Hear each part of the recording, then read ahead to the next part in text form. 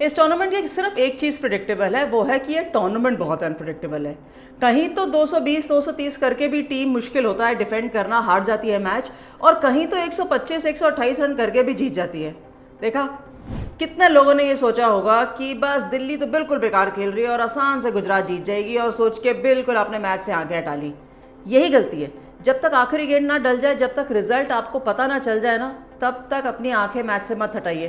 तभी हम कहते हैं ना, as cricketers, keep watching the ball.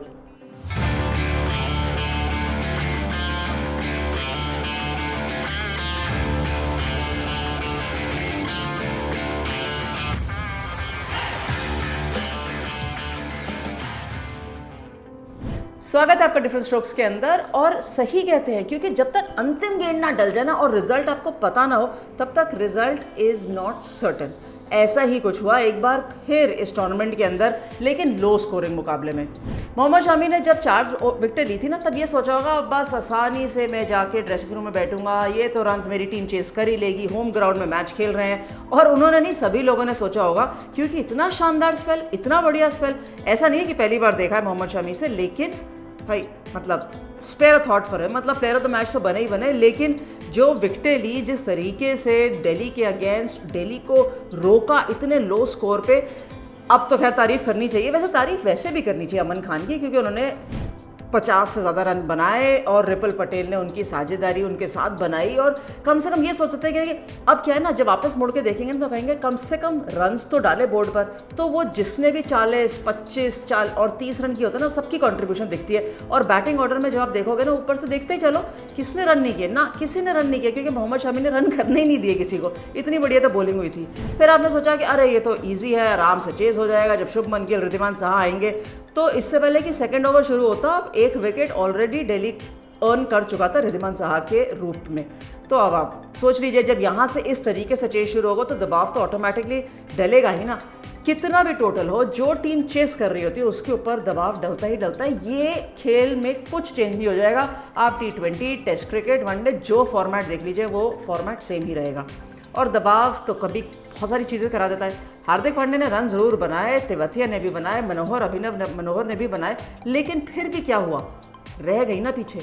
मैं बता रही हूँ, इतना अच्छा बॉलिंग स्पेल था मोहम्मद शामी का। मुझे बहुत दुख होता है कि वो ही ended up on the losing side, but खेल है ना, क्या कर सकते हैं।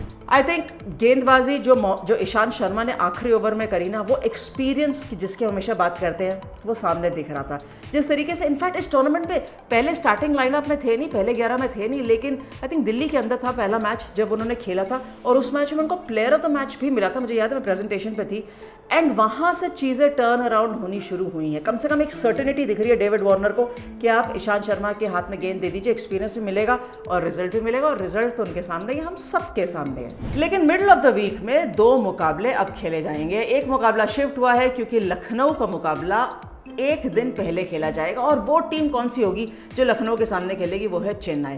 भाई अभी तक आप ये देखते आए हैं टूर्नामेंट के अंदर कि ऐसे कोई सर्टेनिटी नहीं है कि कौन सी टीम, चाहे भले टेबल टॉप कर रही हो या टेबल बॉटम हाफ में हो या लोअर हाफ में हो, फिर भी कोई भी टीम किसी को हरा सकती है ना। आप पहले पॉइंट्स टेबल पे नज़र डाल लीजिए, क्योंकि पॉइंट्स टेबल पे शुरू होने से पहले, दोपहर और रात का मुकाबला शुरू होने से पहले ये डालना बहुत ज़रूरी है कि गुजरात टाइटन्स सबसे ऊपर है, मैच हारने के बाद भी 12 अंक हैं उनके, लेकिन सबसे लोअर हाफ में अभी भी दिल्ली है, 6 पॉइंट हैं, क्योंकि वो तीसरा मुकाबला अभी हाल ही के अंदर जीते हैं। दिल्ली और हैदराबाद फिर भी इकट्ठे हैं, लेकिन मुंबई के साथ आपको पंजाब दिखेगी। ये सारे जो मिडिल ऑफ द टेबल के अंदर है ना, इनकी ज़्यादा लड़ाई है। लेकिन गुजरात सबसे ऊपर बैठा ज़रूर है, ये नहीं कहेगा कि चलिए हम कंफर्टेबली बैठे हैं, क्योंकि पिछला मैच वो हारे थे, लेकिन ये इस समय की स्थिति है। चलिए, अब पहला मुकाबला कौन सा खेलने वाला है। पहला मुकाबला लखनऊ के मैदान में सामने होगी चेन्नई। वैसे तो पिछली बार चेन्नई मुकाबला जीती थी, वो अपने घर में जीती थी, लेकिन लखनऊ फिर अपने घर में ही ऐसी कोई चीज़ नहीं है जो कहते हैं कि जी हम तो अपने होम ग्राउंड में खेल रहे हैं, क्योंकि उनको खुद ही नहीं पता होता कि वो कौन सी पिच पे खेल रहे हैं और किस तरीके की पिच होगी, क्या उनको सूट करेगी, क्या उनके गेंदबाज अच्छा खेलेंगे या नहीं खेलेंगे। और एक और समस्या है कि अब KL राहुल फिट होके खेलेंगे या नहीं। मुझे लगता है नहीं खेलेंगे, और अगर हल्का सा भी इंजरी कंसर्न है तो नहीं खेलना चाहिए। क्यों? सिर्फ IPL नहीं है, आगे आने वाला टेस्ट मैच है, वर्ल्ड टेस्ट चैंपियनशिप है, और वो बहुत इंपॉर्टेंट है। ये भी इंपॉर्टेंट है, वो भी इंपॉर्टेंट है, दोनों इंपॉर्टेंट है, इसलिए फिट होना बहुत ज़्यादा इंपॉर्टेंट है। तो अगर फिटनेस के तहत वो नहीं खेले तो अब फेरबदल होगा टीम के अंदर, तो अब केएल नहीं खेलेंगे तो कहीं ना कहीं वापस हो सकता है क्विंटन डिकॉक की तरफ जाए। लेकिन अगर क्विंटन डिकॉक अंदर आएंगे तो बाहर कौन जाएगा, क्योंकि आप 5 तो इंटरनेशनल प्लेयर्स नहीं खिला सकते, तो क्विंटन डिकॉक खेलेंगे, काइल मेयर्स खेलेंगे, निकलस पूरन, मार्कस स्टोइनिस खेलेंगे, तो एक गेंदबाज को कहीं ना कहीं आपको ड्रॉप करना पड़ेगा। हो सकता है वो नवीन उल हक हो। अब नवीन उल हक ने पिछले मैच में क्या किया, मैच खत्म होने के बाद उसकी हम बात बिल्कुल नहीं करेंगे, लेकिन हम ये बात करेंगे कि वो बहुत इंपॉर्टेंट एसेट है। और अगर हल्का सा वो बाउंस वाला विकेट मिल गया ना, जिसपे पहले मैच में मार्कवुड ने विकेट ली थी, तो कहीं ना कहीं नवीन उल हक की एक बहुत इंपॉर्टेंट रोल रहने वाला है उस पिच पे। तो कहीं ना कहीं अगर केएल नहीं खेलते तो आपको एक Indian player, top order player या मिडिल ऑर्डर प्लेयर डालना पड़ेगा, क्योंकि आयुष बदौनी ओपन कर सकते हैं, किसी से भी ओपन करा लीजिए, दीपक हुडा से ओपन करा लीजिए, लेकिन एक मिडिल ऑर्डर बैटर डालना पड़ेगा। तो अब क्या क्विंटन की तरफ जाएंगे या एक मिडिल ऑर्डर इंडियन बैटर की तरफ जाएंगे, ये वक्त बताएगा। लेकिन चेन्नई के सामने एक और अलग समस्या, वो सब कुछ अच्छा करते हैं लेकिन मैच क्लोज नहीं कर पा रहे। अपने घर में तो हारे ही हैं, अब स्पिनर्स की तरफ देखेंगे तो जडेजा बहुत अच्छा कर रहे हैं, लेकिन जब सीम बॉलर्स की तरफ जाते हैं तो फिर वही समस्या खड़ी हो जाती है कि क्या आकाश सिंह, चलिए हो सकता है दीपक चहर अंदर आ जाएं, पर क्या दीपक चहर मैच प्रैक्टिस इतनी है उनके पास कि वो आते ही आकाश सिंह को रिप्लेस करेंगे और फिर सब कुछ अच्छा हो जाएगा। क्योंकि कहीं ना कहीं तुषार देशपांडे अभी तक अच्छा लीड कर जरूर रहे थे, पर्पल कैप उनके सिर पे थी, अब नहीं है, मोहम्मद शामी के पास है, तो क्या आप उन पर रिलाई कर सकते हैं? अभी तक रिलायंस दिखी नहीं है, लेकिन ये एक कंसर्न है। और अगर पिच सीम बॉलर्स के लिए मददगार होगी तो फिर ये बड़ा कंसर्न है, क्योंकि वो कंसीड बहुत करते हैं रन्स। अब बैटिंग में कॉनवे, ऋतुराज गायकवाड़ बढ़िया अच्छा करते ही आ रहे हैं, वो तो हम देखते ही हैं, राइडू भी है, शिवम दुबे, तो शिवम दुबे का नाम पहले लेना चाहिए, लेकिन कंसर्न बॉलिंग का है। कौन सी गेंदबाजी का जो एक कॉम्बिनेशन है वो दिखेगा। लखनऊ के लिए प्रॉब्लम मुझे दिखती नहीं है, क्योंकि रिलायंस फिर से अमित मिश्रा, बिश्नोई के ऊपर रहेगी, और अगर कहीं ना कहीं स्पिनर का एक कहीं रोल कम दिखेगा तो वो सीम बॉलर अंदर ड्राफ्ट कर सकते हैं, उनके पास प्रॉब्लम नहीं है, कायल मेयर्स भी गेंदबाजी करते हैं। सो कहीं ना कहीं टीम सम हाउ बैलेंस में है, लेकिन डिफरेंट फैक्टर या डिफरेंशियल फैक्टर रहेगा, केएल राहुल खेलेंगे या नहीं खेलेंगे। दूसरा मुकाबला हम होंगे वहां मोहाली के मैदान में, जहां पंजाब किंग्स रहेगा सामने मुंबई के। अब पंजाब पिछली बार जीत के आया, और वो भी एक बड़ी टीम को हरा के, जी हाँ, चेन्नई को हरा के चेन्नई के मैदान में आया है, और मुंबई भी जीत कर रही है अपने घर से। अब दोनों ही टीम जीत कर आएंगी तो कहीं ना कहीं तो बैलेंस इधर उधर जाएगा, लेकिन मोहाली अभी तक पंजाब के लिए बहुत बढ़िया वेन्यू रहा नहीं है। जीते हैं एक मैच, बाकी नहीं, और कन्विंसिंगली एक जीते हैं, लेकिन बाकी बाहर जाके तो जीते, तो अब घर के अंदर आकर शिखर धवन क्या कहेंगे।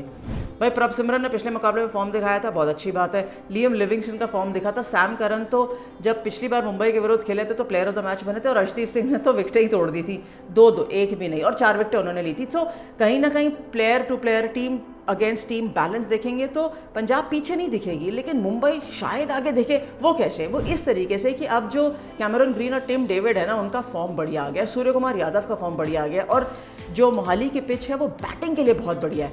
तो अगर यहाँ 200 रन भी लगेंगे ना बोर्ड पर, तो आप संतुष्ट नहीं हो सकते एज अ डिफेंडिंग टीम कि हम सेफ हैं। लेकिन अगर आप चेस करने जाएंगे तो 200 का जो एक टारगेट है, कर सकते हैं चेस, लेकिन दबाव रहेगा, और ये दबाव दोनों टीमों पर रहेगा।